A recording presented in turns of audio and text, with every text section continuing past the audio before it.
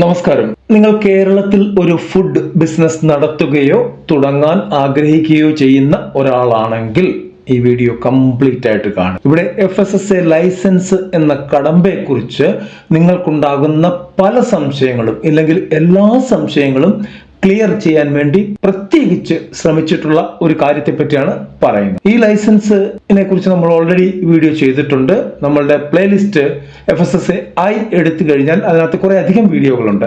എന്നാൽ ഇന്നിപ്പോൾ ചെയ്യുന്ന കാര്യം അതിനെക്കുറിച്ചുള്ള കംപ്ലീറ്റ് ഡാറ്റ, എന്ത് ചെയ്യണം, എന്ത് ചെയ്യരുത്, എങ്ങനെ ചെയ്യണം, എങ്ങനെ ചെയ്യരുത് എന്നുള്ള കംപ്ലീറ്റ് കാര്യങ്ങളാണ് ഈ സെഷനിൽ വരാൻ പോകുന്നത്. അപ്പോൾ സ്കിപ്പ് ചെയ്യാതെ മുഴുവനായിട്ട് കാണുക. ആദ്യത്തെ കേസ് എങ്ങനെ അപ്ലൈ ചെയ്യും, എന്തൊക്കെയാണ് അതിന് വേണ്ട ഡോക്യുമെന്റേഷൻസ്, എത്ര രൂപ വേണം, എന്താണ് അതിന്റെ ക്രൈറ്റീരിയ, ഇതൊക്കെ നമ്മൾ സിമ്പിൾ ആയിട്ട് നമുക്ക് അറിയേണ്ടുന്ന കാര്യങ്ങളാണ്, അറിയാൻ പാടില്ലാത്ത കാര്യങ്ങളാണ്. ഇനി ഒരു പക്ഷെ നിങ്ങൾ ഇതെല്ലാ കടമ്പകളും കഴിഞ്ഞ് അപേക്ഷിച്ചു എന്ന് തന്നെ കരുതുക. അങ്ങനെയാണെങ്കിൽ അപേക്ഷയുടെ ഇപ്പോഴത്തെ അവസ്ഥ എന്താണ്, അതായത് നമുക്ക് അതിന്റെ സർട്ടിഫിക്കേഷൻ ലഭിക്കുന്നതിന് മുമ്പുള്ള കാര്യമാണ്.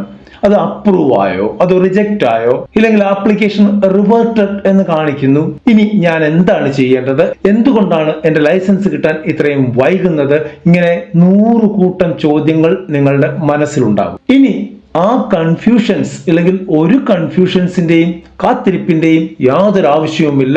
അതാണ് നമ്മൾ ഇവിടെ പറയാൻ പോകുന്നത്. നിങ്ങളുടെ എല്ലാ ചോദ്യങ്ങൾക്കുമുള്ള കൃത്യമായ ഉത്തരം നൽകുന്ന സ്ക്രീൻഷോട്ടുകൾ സഹിതം ഓരോ കാര്യവും വളരെ ലളിതമായി വിശദീകരിക്കുന്ന ഒരു കംപ്ലീറ്റ് ഗൈഡ് ഞങ്ങൾ ഇപ്പോൾ പബ്ലിഷ് ചെയ്തിട്ടുണ്ട്. നമ്മളുടെ വെബ്സൈറ്റ് ആയ buildyourside.biz.com അതിന്റെ ലിങ്ക് ഡിസ്ക്രിപ്ഷൻ ബോക്സിൽ കൊടുത്തിട്ടുണ്ട്.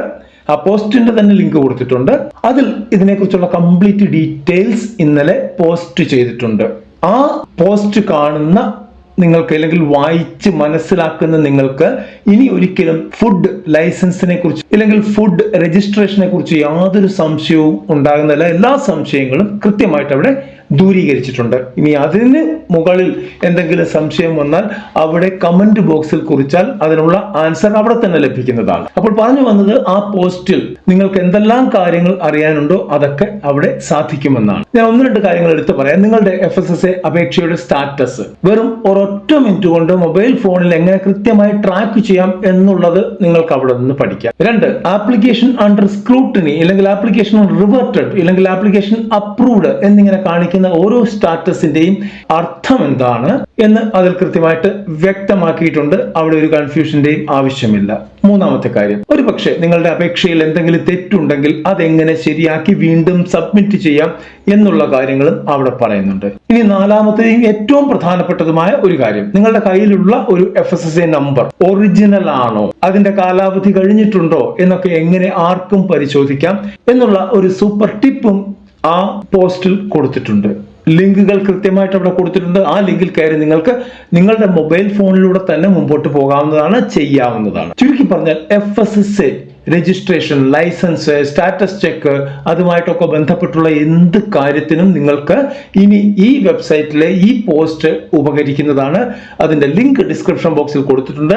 അതുപയോഗിച്ച് നിങ്ങൾക്ക് ഏത് സമയത്ത് വേണമെങ്കിലും കൃത്യമായിട്ടുള്ള കാര്യങ്ങൾ ഗ്രഹിക്കാവുന്നതാണ്.